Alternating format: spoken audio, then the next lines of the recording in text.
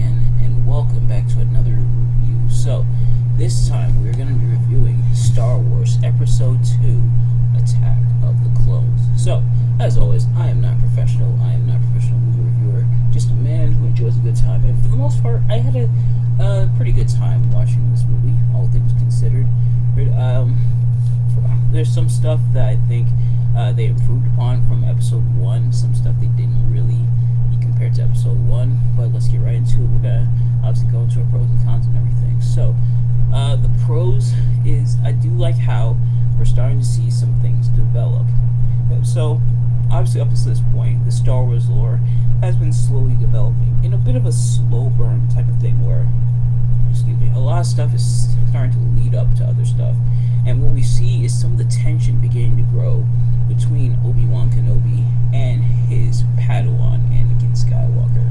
Or obviously, from Episode 4, we know that Obi-Wan trained a young man who became Darth Vader, and then obviously, as that progresses, we learn that Darth Vader was indeed Anakin Skywalker, Obi-Wan's Padawan. So now, this movie is an attempt to try to show exactly what's leading up to that, and we see some of that tension starting to build where Anakin is beginning to become a bit more arrogant, a bit more like full of himself. He's starting to ask more questions about the Jedi, and Obi-Wan, who is very steadfast, very adamant about the Jedi ways and everything, versus Anakin, who's like questioning everything and being like, well, why can't we do X, Y, Z, and why is it like this? So now we're starting to see how that's starting to play out. We see that, and obviously, as Yoda alluded to, there's always two Sith, and we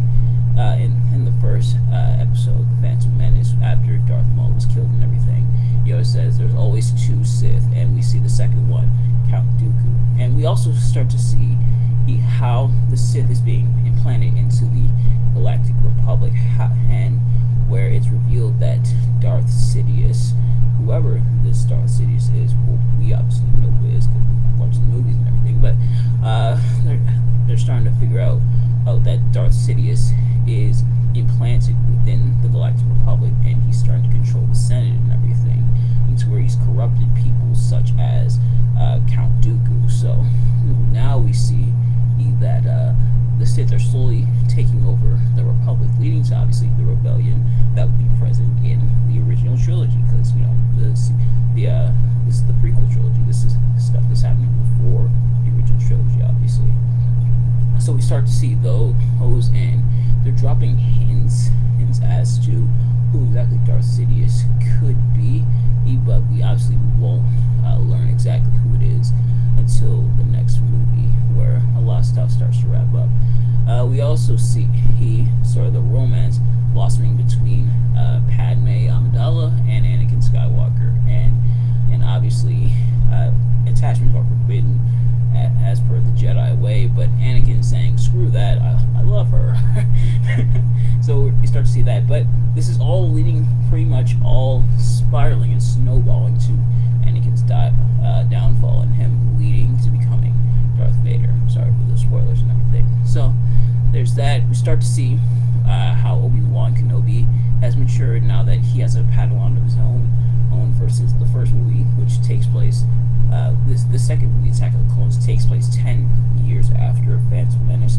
We start to see how Obi-Wan is starting to mature, starting to become stronger within the Force and everything, because in Episode 1 he was just young as he was learning from his master, Qui-Gon Jinn. So there's that, and a lot of stuff being planted. We see the clone army and everything, and so a lot of stuff unfolding, and it's stuff that they'll revisit later. For example, the Star Wars Clone Wars TV show, and apparently there was another Clone Wars TV show between the second movie, between Episode 2, Attack of the Clones, and Episode 3, Revenge of the Sith. So apparently there was a Clone Wars TV show, and we start to see sort of the gap happen. So the shows will end up bridging the gap. What exactly happened between Episodes 2 and Episode 3?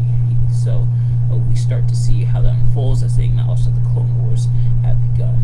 And also, perhaps the biggest thing, less Jar Jar Binks. there is a God. Less Jar Jar Binks. He's used very sparingly here. He's still here, but he's nowhere near as annoying. Which I will say though, while I do find Jar Jar Binks annoying, and a lot of people do, apparently the actor received actual death threats as he portrayed Jar Jar Binks, which that is not cool. No matter how much you dislike the character, sending death threats to someone portraying the character is never cool. That is not a good thing to do. But what we see is a lot of things start to unfold, and there's a lot of questions. Well, some of the questions that were kind of already answered, such as who's the second Sith? There's another Sith from Darth Maul who's the second Sith. Now we know it's Count Dooku. So, now we lead into more questions being asked, like, okay, how exactly does Anakin become Darth Vader? Who's Darth Sidious? How exactly are the Sith going to take control of the Republic and everything?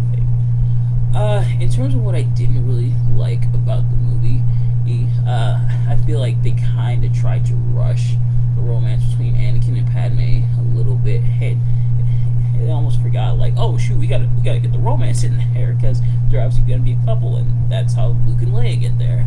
Or they gotta be a couple, so they kind of rushed towards it a little bit. There's that, and then there is Hayden Christensen. They recast. So the first movie, which let me make sure I get the name right, because Anakin did end up being recast here. The first movie, Anakin was portrayed by Jake Lloyd, right? But by the second movie, he's replaced with Hayden Christensen, I feel like from what I've seen, the Star Wars community has kind of a love-hate relationship with Hayden Christensen.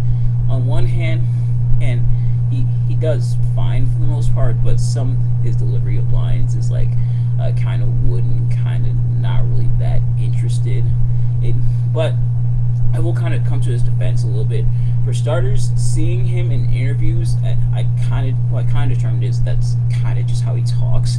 Obviously, with acting, you're supposed to put a little more emphasis into it, but for the most part, I think that's kind of how he talks. But also, it kind of makes sense because Anakin's sort of going along almost like naive to it, where he's like this youth that's very heavily influenced by things, and he will be influenced eventually by the dark side and everything, and by Darth Sidious, as was revealed later on. But that can explain why some of his delivery is kind of wooden in a way. It's not perfect, but I didn't really hate it too much. And of course, there's the memes to help balance things out. So there is that.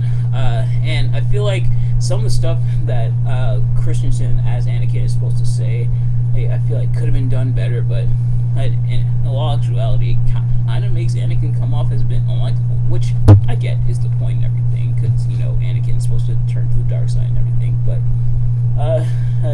it is stuff that is kind of like a bit head-scratching. But between this and the memes, it wasn't enough to deter me. I still, for the most part, liked the movie and everything. And the other thing I didn't really like is some of the effects, of course, which, it was the 2000s. CG was nowhere near as good as it would be as time went on, and this is when they were trying to shoehorn it into everything, so some of the effects were kind of but it was just a product of the time, similar to like the first movie. And thankfully not too many of the issues from the first movie he carried over to the second movie.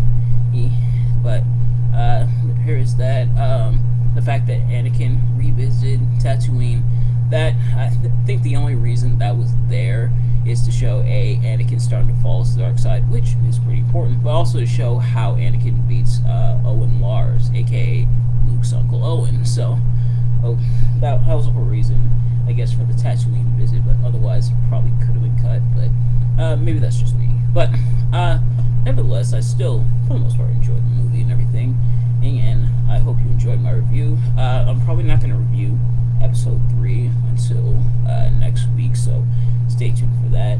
And tomorrow we're going to be reviewing Spyro 3 and capping off the trilogy in terms of reviews, and then the retrospective for the Spiral trilogy is going to be next week. And then, of course, System Shock Radio Tesla 11 is going to be coming this weekend, and we're also going to do the Bernie Madoff crime analysis. So stay tuned for those. But in the meantime, my review of Sasha Banks versus Bayley at NXT TakeOver Brooklyn is out. So if you haven't already, go check that out on my YouTube channel.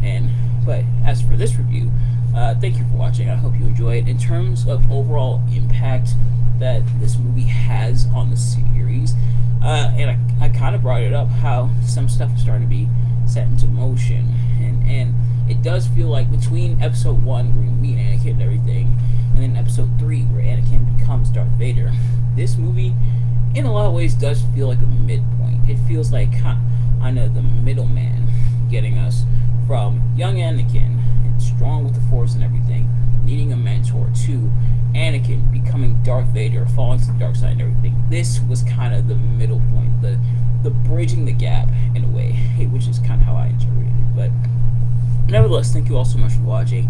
Let me know in the comments below. Did you like or dislike my review?